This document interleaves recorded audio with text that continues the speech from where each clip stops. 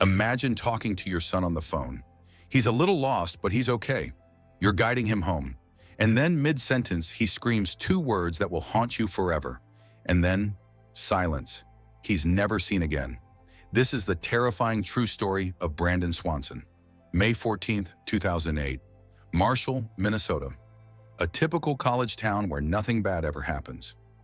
19-year-old Brandon Swanson was out celebrating the end of his freshman year at Minnesota West Community and Technical College. He was a good kid, responsible, the kind of son who always called his parents to let them know where he was. That night, Brandon attended a party in Canby, a small town about 30 miles from his home in Marshall. Around midnight, he decided to head back. He said goodbye to his friends, got into his white Chevy Lumina, and drove off into the darkness. Nobody knew that would be the last time anyone would see Brandon Swanson alive. At 1:54 a.m., Brandon's parents, Brian and Annette, received a waiting call. It was Brandon. He sounded frustrated but calm. He told them he'd run his car into a ditch on a gravel road. He wasn't hurt, but the car was stuck. He needed a ride home. His parents asked where he was. Brandon said he was near Lynd, a small town between Canby and Marshall. He described his surroundings, open fields, quiet roads. His dad told him to stay put. They'd come get him. Brian and Annette got in their truck and drove toward Lynd. They kept Brandon on the phone the entire time, talking to him, making sure he was okay. For over 45 minutes, they searched. They drove up and down the roads near Lynd, flashing their headlights, honking their horn. But Brandon couldn't see them, and they couldn't see him. Something was wrong. Brandon should have been able to see their lights. The area wasn't that big, but no matter where they drove, they couldn't find each other. Brandon started walking. He said he could see the lights of a town in the distance. He'd walk toward it, meet them there. His parents heard his footsteps crunching on gravel. They heard him breathing. They heard the wind. For over an hour, Brandon walked through the darkness while his parents frantically searched for him. And then, at 2:30 a.m., everything changed. Brandon was still on the phone with his father. He was breathing heavily, still walking. And then suddenly he said something that made no sense. He muttered, "Oh shit." Not panicked, not screaming, just surprised. And then the line went dead. Brian immediately called back. The phone rang and rang. No answer. He called again and again. Nothing. Brandon was gone.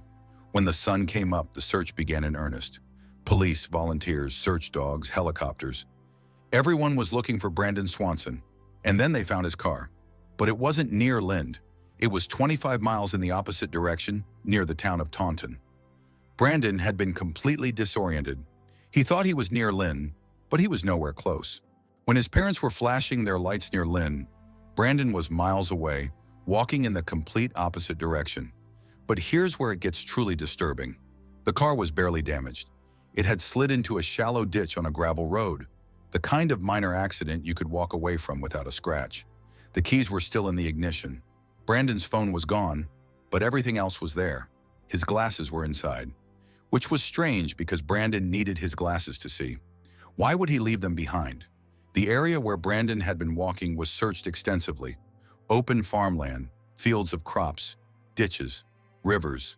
Hundreds of volunteers combed through every inch. Search dogs picked up Brandon's scent and followed it to the Yellow Medicine River, about a mile from where his car was found. And then the scent just stopped. Right at the water's edge, like Brandon had simply vanished into thin air. But the river wasn't deep, it wasn't fast, it was searched multiple times by divers. They found nothing. No body, no clothes, no phone, nothing. So what happened to Brandon Swanson? The official theory is that he fell into the river and drowned, and his body was washed away or buried in sediment. But his parents don't believe that. The search dogs didn't indicate he went into the water, they just lost his scent. And even if he had fallen in, bodies usually surface. Brandon's never did. Some believe he suffered from hypothermia and disorientation. It was cold that night, around 40 degrees, and Brandon had been drinking. Maybe he became confused, wandered into a dangerous area, and succumbed to the elements. But his body should have been found. The area was searched for months. Others think something more sinister happened. Brandon's last words, "Oh shit," suggest he encountered something unexpected. Something that made him stop mid-sentence. Was it an animal? A person? Did he fall into an abandoned well or underground structure? Did someone take him? Here's what makes it even more disturbing. Phone records show that Brandon's phone remained on for several hours after the call ended. It didn't die. It didn't get destroyed. Someone or something kept that phone intact and powered on until the battery finally drained. Where was it during those hours? And more importantly, where was Brandon? Local farmers reported something strange in the days following Brandon's disappearance. They found unusual tracks in their fields, paths that seemed to lead nowhere, broken fences, disturbed livestock. One farmer claimed he heard someone calling for help in the early morning hours of May 14th. But when he went outside, there was nothing but empty fields and darkness. There are darker theories. Some locals believe Brandon stumbled upon something he wasn't supposed to see, criminal activity, a meth lab, something that got him killed and his body hidden. But there's no evidence of foul play. And then there's the most disturbing detail of all. In 2009, a year after Brandon disappeared, a prison inmate claimed he had information about the case.